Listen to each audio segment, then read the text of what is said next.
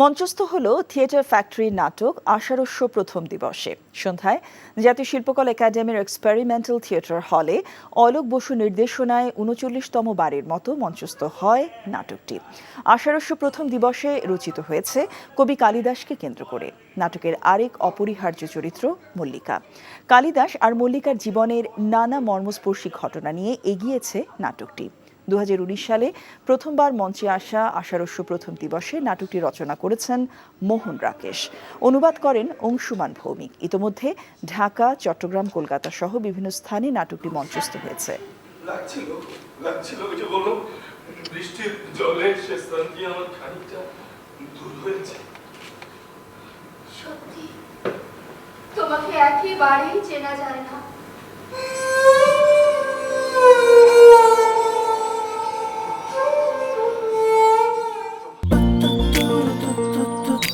জীবনে এত মেয়ে দেখলাম, কই কোনদিন তো কারোর জন্য এরকম লাগে না।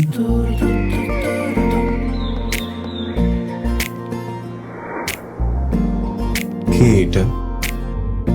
এত মায়া। কেমন আছেন আঙ্কেল? কোন দিক দিয়ে দেখে আমার আঙ্কেল মনে হয়? আরে আপনি আমার মামার ফ্রেন্ড না? কোন মামার ফ্রেন্ড? শামীম মামা। শামীম মামা। আস্তাগফিরুল্লাহ। কি করছিস তুই? এটা আমার ভাগ্নি মায়া। আমি নাই মামা। Thank you uncle. এই আগে জানলে আমি জীবনও স্বামীর সাথে মিশতাম না। জীবনের প্রথম একটা আমি ভালো লাগলো, সেইটা নাকি বন্ধুর ভাগ্নি।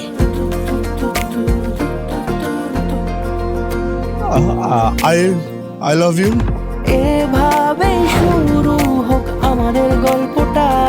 আপনি আমার মামার বন্ধু, মানে আপনি আমার মামা। মামা জানি কথাটা।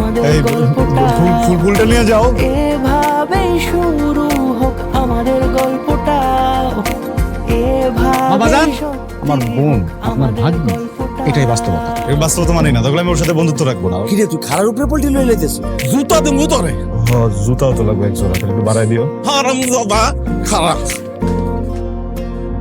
তুমি মন সারাটা সময় কাছাকাছি এলে ভালো লাগে, তাই শুধু কাছে টেনে যা। Thank you uncle.